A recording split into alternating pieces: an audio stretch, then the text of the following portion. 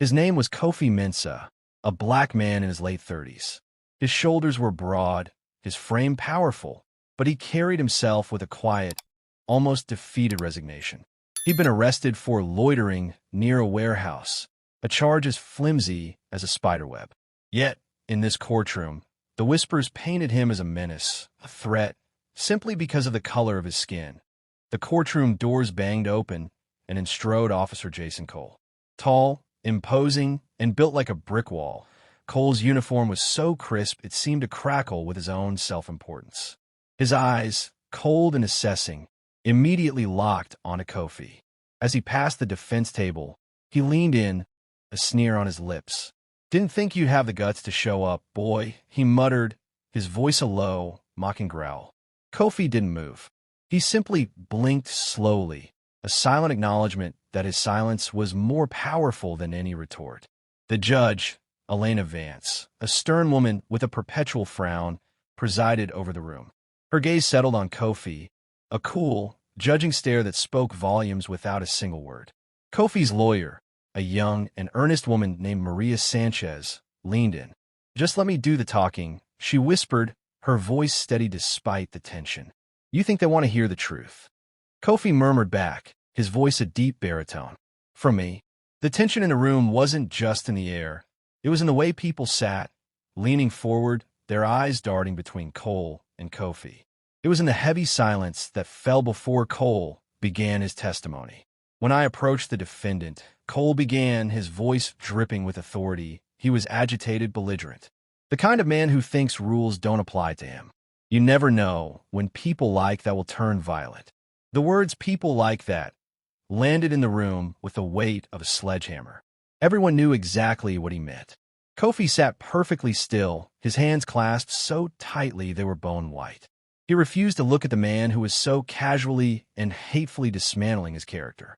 Maria was on her feet in an instant. "Objection, Your Honor, this is prejudicial and without evidence." Judge Vance didn't even look up. Overruled. Maria sat back down, her frustration radiating from her. Cole continued, spinning a tale of menace and aggression. The truth, that Kofi had been simply waiting for a bus, was lost in the venom of Cole's narrative. When Cole stepped down from the stand, he didn't go to his seat. He took a long detour, stopping right next to Kofi. "Look at me when I'm talking to you," he hissed. Kofi didn't move.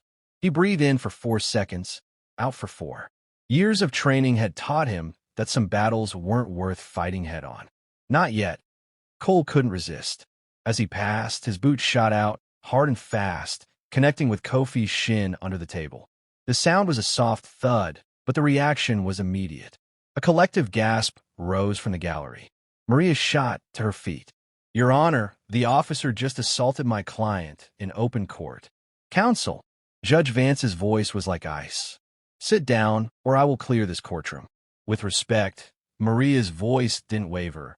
"Let the record reflect that the officer physically struck my client." Judge Vance's eyes narrowed. "The record will reflect whatever I say it reflects. Now move on." The brief recess was a pressure cooker. Whispers curled through the hallway like smoke.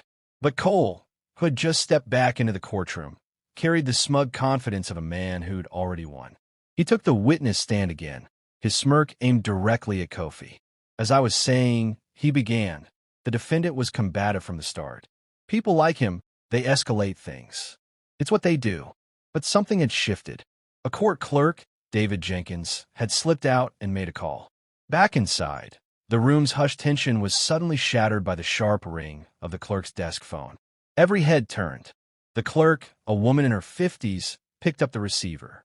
After a few seconds, her eyes widened and she stiffened. Her gaze flickered to Kofi.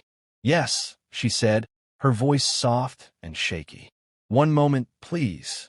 She covered the receiver with her hand and looked at Judge Vance. "Your Honor, an urgent call. They say it's from the Pentagon. They're asking for you by name." A ripple of shock went through the gallery. The Pentagon? For a man on trial for loitering? Judge Vance's skepticism was palpable, but she took the call. "This is Judge Vance," she said, her voice sharp and authoritative. At first, her face remained composed, but as the voice on the other end spoke, her eyes flickered. Her hand tightened on the receiver. "You're certain?" she asked, her voice now a strained whisper. She glanced at Kofi, who was still sitting perfectly still. "Yes, I understand." "No, he hasn't." She hung up, her face a mask of disbelief. Cole let out a low, arrogant chuckle. "What's next? A UFO outside?" Judge Vance didn't respond. She stood. "This court will now take an extended recess," she announced, her voice flat. "This will be a 30-minute recess. A matter of national security has arisen." The truth began to leak into the hallway. "Did you hear? They say he was in the military." Cole, leaning against a marble column, scoffed. "If he's a hero," he drawled, "then I'm the President of the United States." Maria approached Kofi. "Is any of it true?" she whispered. Kofi's eyes were fixed on a point far down the hallway. "It's complicated," he said, the words a shield. Just then, David Jenkins reappeared. He didn't say a word to Kofi, just looked at Maria. "I made a call," he said quietly. "You'll see." The atmosphere in the hallway was thick with unspoken anticipation. Everyone could feel that something was about to give. Then, the main doors of the courthouse swung open. 4 men strode in, their uniforms not the local blue of the police, but the crisp, imposing green of the army. Their insignia was unmistakable: Special Forces. They didn't speak. They didn't ask for permission. They walked with a purpose that cut through the chaotic murmuring of the crowd. Cole stepped into their path, his hand raised. "You can't just walk in here," he snapped, his voice echoing in the sudden silence. The man at the front, a general whose presence commanded the entire room, didn't even slow down. He brushed past Cole as if he were an annoyance, his eyes fixed on Kofi. He was General Michael Thorne, his chest adorned with rows of service ribbons. His voice cut through the air like a blade. "Where's Kofi Mensah?" The gallery froze. A 4-star general was looking for a man on trial for loitering? Kofi, who had been sitting calmly all this time, slowly stood. His eyes met Thorne's, and for a long moment there was nothing else. Just the silent, profound recognition between 2 men who knew each other from a world far away from this courtroom. Thorne's face softened, just a fraction, into something you almost never saw on a man like him. "Your Honor," Thorne said, his voice now addressing the judge. "With all due respect, the man you have on trial is a decorated Green Beret.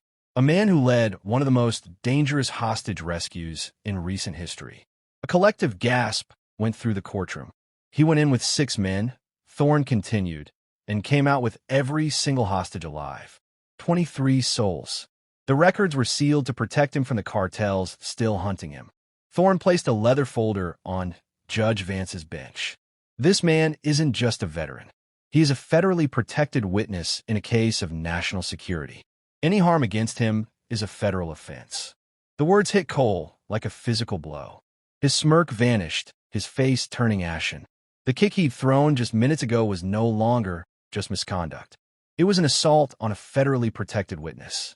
His career was over. His life, as he knew it, was about to change forever. "The Department of Defense," Thorne said, his voice sharp, "is now fully aware of how Mr. Mensah has been treated in this courtroom. We are here to ensure justice is served." Just as the judge, stunned into silence, was about to speak, 2 military police officers in crisp uniforms stepped in. One held a document with a red seal. "Your Honor," Thorne announced, his voice steady, "by order of the United States Department of Justice, we are here to execute an arrest warrant for Officer Jason Cole." The words hit the room like a thunderclap. The gallery erupted in a cacophony of gasps and whispers. "For assaulting a federally protected witness." Cole blinked, his face a mixture of disbelief and rage. "You've got to be kidding me." The MPs moved in swiftly. Cole tried to resist, but they were faster. The metallic click of handcuffs echoed through the room. That's when Kofi stood. The shuffle of his chair was the only sound. He turned to face Cole, his eyes meeting the officers with a calm, so sharp it was dangerous. His voice was low and deliberate. "You thought you were above the law," Kofi said, every word a nail in Cole's coffin. "Turns out the law was above you all along." Cole froze for a split second, the truth settling on his face. He said nothing as the MPs guided him out the door. The courtroom was silent, a holy quiet in the wake of justice. Judge Vance stared down at her hands, her gavel untouched. Kofi sat back down, the faintest shadow of a smile on his lips. The storm had passed, and the quiet dignity of good man had prevailed. For the first time all day, he didn't feel like a defendant.